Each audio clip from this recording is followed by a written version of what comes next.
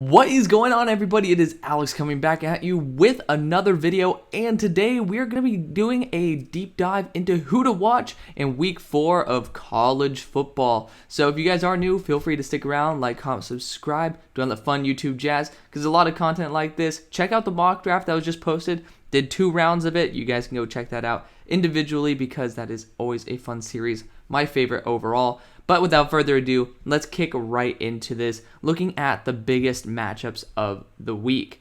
Starting off, Sean Tucker is coming off a pretty weird game. I think he got around like 50 yards going against Purdue. This is a very tough defense, but I think he has the grit to bounce back and actually have over 100 yards on the game. Don't take the projected stats too seriously. I just think it's a really fun thing to be able to add in there. It's a nice little touch. And it's always good to look back on and say, hey, did they get anywhere close? Did they beat the expectations? And that can also play into stock up or stock down, which is another series where you guys should be checking it out because you guys get to see the guys moving on my big board to make sure you guys know who's playing really well in college football. And I think it's a great series. I love it, and it's also really fun to share it with you guys. Let's go on to the next big matchup of the week. It's Deuce Vaughn versus OU.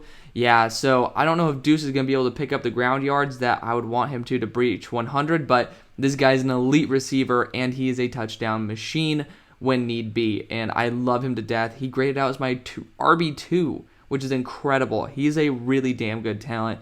K-State has a really good player, and Deuce Vaughn, I'm a big fan of him.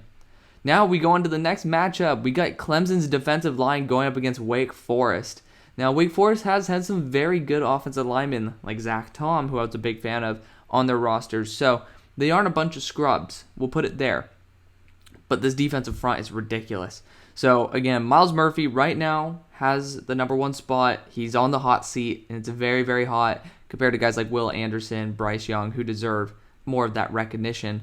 But you still have the top 5 guy at least on the board. You have Brian Breesy, who I've already moved up to 41. And then you also have Xavier Thomas, who I have at 63. And you have Tyler Davis, who I still think I have in the top 64. Like, this is a ridiculous defensive front. It kind of shows pretty poorly on the offense, given the fact that they aren't just absolutely shellacking every team. Because this defense is incredible. And that's not even including Trent Simpson. So, yeah, I think this team at least gets 12 pressures on the game, which is very difficult to do, but I do think that they just will get pressure inside as well as out. So big fan right there. Let's go to the next matchup. Anthony Richardson. Can you actually do something? Like, he couldn't do it against USF, and he was at number 4 2 weeks ago on my board. That's why he's fallen down exponentially each week. If he can't breach 200 yards and 2 touchdowns, I don't know what to say. I think he better stay for an extra year, that's for sure. He needs a lot of development, because he looks really bad at the moment. He's shown a lot of potential, but the thing is, sometimes potential doesn't always work out. We've seen that with Trey Lance. Again, it's not that the ship sailed, but at the moment, like, Trey Lance hasn't been able to become the elite quarterback that needs to be at the moment. Even Justin Fields has not been able to progress enough. Granted, yes, Justin Fields is in a shit situation. Let's continue pushing past that. The bottom line is, guys with a lot of talent don't always produce instantly in the NFL. And simply put, Anthony Richardson needs a lot more work than both of those guys. Hendon Hooker is another guy. I think he's going to be 25 come draft time. You know, he's a really good player, but granted, 25-year-old quarterbacks, unless you're of the caliber of like a Joe Burrow, aren't going to exactly upgrade your franchise that much. But still a really good college quarterback. I love to see this matchup. People say Tennessee is where people go to actually look good. So we'll see if that is the case. Gervon Dexter and Darnell Wright sticking to this game. Gervon didn't perform that well against USF, which is kind of weird. I don't know why USF performed really well. But Darnell Wright has been balling out. I am a huge fan of Darnell Wright. I think that he might have actually switched positions to right tackle, if I'm remembering correctly, which is a great sign because it adds to his versatility as an offensive tackle. The guy has a lot of potential. I'm a big fan of Darnell Wright. But Gervon Dexter at number 13 overall, he's shown everything that you could want from an interior defensive lineman. I just want him to just pop off a little bit more consistently, and I think he will this week. Next, we have Montrell Johnson. Still sticking in this game. Montrell Johnson's a freak. I'm a huge fan of Montrell Johnson. He transferred from Louisiana to come here, along with his buddy Osiris Torrance, and I'm I'm stoked. I really am stoked because, again, he is a really damn good talent, very under the radar. Does not get used enough in my eyes, but they have guys like Trevor Etienne and stuff like that. They have some good backs there. So it's a little bit unfortunate, but he's a really good player. KJ Jefferson then faces Texas A&M's defense this week. I'm excited to see how he's able to stack up against them because he's a formidable threat. I tell you, he's a very good player, and I'm very excited for Texas A&M's defense, including Jalen Jones, who's finally going to be week 2 after his ankle injury, to be able to watch how they react to guys like Jadon Hazelwood. So I think this will be a pretty solid game for KJ. I think they'll be a little bit more reserved in the fact that they can get their true sophomore running back, just like Rocket Sanders, just absolutely eating people up. I think that'll be the best case scenario. The linebackers for Texas A&M are a lot worse than the DBs. So personally, that's where I would go. So I'm very excited to see how KJ Jefferson and that Arkansas offense faces against a very stout defense. Cam Ward and Bo Nix face off. And not many of you will probably think that's a great matchup, but I really do think it will be. I'm a huge fan of Cam Ward's potential. He's not there yet. I personally would, again, wait another year. Bo Nix is just Bo Nix. At this point, he has shown that he cannot uplift a franchise to actually compete, which is okay. You know, sometimes it's okay to be a pretty solid college quarterback, but he'll never be an NFL-level quarterback in my eyes. But, I mean, again, I could always be proven wrong. But regardless, let's continue pushing past that. It's going to be a very fun game. I think Cam Ward could definitely blow out the yard stat on this, but Oregon's defense is really good. You got Christian Gonzalez there. I'm very excited to see how that goes. So this is the game of the year, actually the game of like the decade for SMU. So I'm going to be at this game with my parents because it's parents' weekend, and it's at home at SMU. One, we put up a shit ton of yards. That's just what SMU does. I don't know what our offensive coordinator does, but we have really solid receivers. Probably not NFL caliber at the moment, just to be honest. I think they're very good college receivers. I think against high-level DBs, they might not be able to play that well. But I'm very excited to see them against... I actually didn't even put the guys in here. I had all the graphics ready for them. But THT as well as Noah Daniels. Very excited to see how that goes. But this game means a lot to SMU. And like this is the first ever sold-out stadium for SMU in, I think, close to a decade. So... you know, it's a big deal, and everybody's going to be rowdy. Like, it just matters so much to SMU. So I think that Tanner Mordecai is going to step up in the moment. I don't think he's an NFL caliber quarterback. I think he's a really good college quarterback in a very non-replicable scheme in the NFL. So we'll see how it goes. I'm going to be betting on the over on this one in terms of he's going to be scoring a shit ton of touchdowns and throwing for a lot of yards.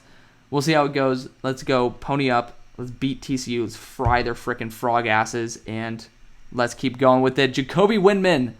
Yes, this guy's been playing pretty damn well. He didn't pop off the way Jared Verse did, but this guy definitely could be somebody who's in that like early day 3, late day 2 range. But he's going up against Minnesota's offensive line, and Minnesota has some dogs on it for sure. So I'm very excited to see how he performs against high-level talent because, again, he's been performing left, right, and center. I'm just excited to see him actually continue to pop off and continue to develop. Let's go to the next, and we got Josh Wiley versus Cam Jones. RIP to the graphics not popping up there, but obviously you guys can see Cincinnati and Indiana. I mean, Josh Wiley's heavily underused, and it sucks because this guy is my number 2 tight end in the draft. I do think that he's just on another level in terms of his potential. And maybe NFL teams will see that. We see guys get overdrafted in our eyes all the time. This might be the one that surprises a lot of people. He's very versatile. He's been able to be super clutch in big moments. I think Josh Wiley's an absolute stud. Then you got, of course, Cam Jones, who is, I believe, a 5th year. And he's been performing extremely well week in, week out. I think he'll have a lot of tackles, but 2 of them for loss, and probably be pretty solid in coverage. So, if I'm not mistaken, that is the end. JK, we have some extra feature here. Javon Foster faces Auburn's defensive line, Colby Wooden, as well as Derek Hall. It's a really good defensive front. And Javon Foster's played really well week after week. If Javon lets up more than a pressure, then he won't move up. But if he lets up a pressure, I might put him one more week on the watch list. If he doesn't let up a pressure this week, he's going to take a very big jump because, again, the guy is a monster in the run game. I think that his pass protection still needs to develop, and he's been showing it this year that he has developed it. And again, this Auburn front is a very, very good test to see if he can actually handle NFL level talent. And let's move on to Jeff Sims. So we have a couple more here. Jeff Sims faces UCF.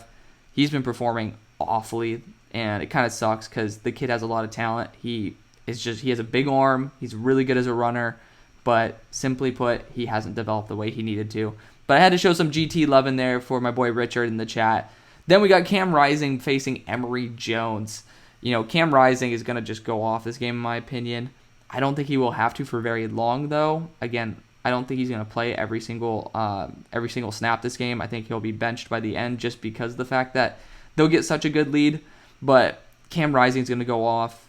Emory Jones is a really good quarterback, but simply put, Arizona State's just not a good team. And it's a good system for him, in my opinion, but I'm just not riding high on Emory Jones being able to perform for Arizona State. Cam Rising is probably going to make a big appearance on my rankings, so keep your eyes out for that. Then we got to show some love to non-draft prospects. Drake May in here going up against Notre Dame. I have a lot of faith in the kid. He's been performing very well, and I think he'll continue to do so. He has some plays where, again, it's like, oh, you can tell that this is his first year, but this is going to be a big test for him, and I'm betting that Drake May is able to live in the moment and be able to perform very well. So cheers to him for that. Then, yes, lo and behold, I put C.J. Stroud and gave him good numbers on projected stats. Lo and behold, I am the biggest C.J. Stroud hater in the world, who has him at 28 overall on their board, who has him as their quarterback too, but I'm the biggest hater in the world. Right. I think people just don't understand that when someone gets a ton of hype, it's okay to talk about a little bit of criticism with the fact that he has some very awful throws. Similar to Trey Lance, I thought that there were some bad throws in his game. But also, he has a big arm. He can process. Granted, it's not consistent, but, he has some balls that are just absolutely perfect. And that is what a late first-round pick is supposed to do. So, again, I'm not very high on the quarterback class. People think I'm the biggest hater of C.J. Stroud. He was QB4 starting out the year because I was betting on the over on Anthony Richardson and Tyler Van Dyke, and both of them have been proving me wrong that they can't develop for shit. So lo and behold, C.J. Stroud, QB2, for the biggest hater of him on planet Earth. But yeah, I think he'll perform well against Wisco. Then you got Iowa State going up against Baylor's offensive line. This might be the last one. You have Will McDonald as well as MJ Anderson there. Those guys are absolute monsters, and I do think they're going to actually get probably even better stats than this. Baylor's offensive line was one of the best graded a couple years ago, so I'm very excited to see how these guys are able to stack up against an NFL caliber offensive line. Honestly, they've already done it multiple times, but I am a huge fan of them regardless. And we have one more. Jalen Duncan plays against the Michigan defensive line. Bottom line, this guy's getting first round hype. This guy better have a complete shutout game. If he's going to be a true NFL tackle, you need to show it. And to me, he hasn't proved it yet. I didn't really think he was that great over guys like Javon Foster. I still think he's not that great, and he'll let up two pressures even to guys like, I think it's Iabi Anoma. Legitimately, I don't think Jalen Duncan's worth a first-round pick. He's still a day 2 guy. I still have him as a late third, but just slow your roll. I'm putting him as the number 2 tackle in the class. And we have, wow, Jesus. I guess I'm overloading you guys on content today. Stanford's offense plays Washington's defense. Obviously, you have just Stanford in general versus Washington. I have Kaiu Blue Kelly on there, who needs to have a big bounce-back game. I'm forgetting the name of the guy, but I think it's McMillan, wide receiver from Washington. Guy's been going off. He's on my big watch list. I'm a big fan of him. EJ Smith, obviously, doesn't need any introduction. Tanner McKee, I'm hoping that he has a monster game against this team. So keep your eyes out for it. It should be a very good game. But finally, that is the end of the video. So let me know what you guys think. Thank you guys so much for watching. See you on the far side. Peace.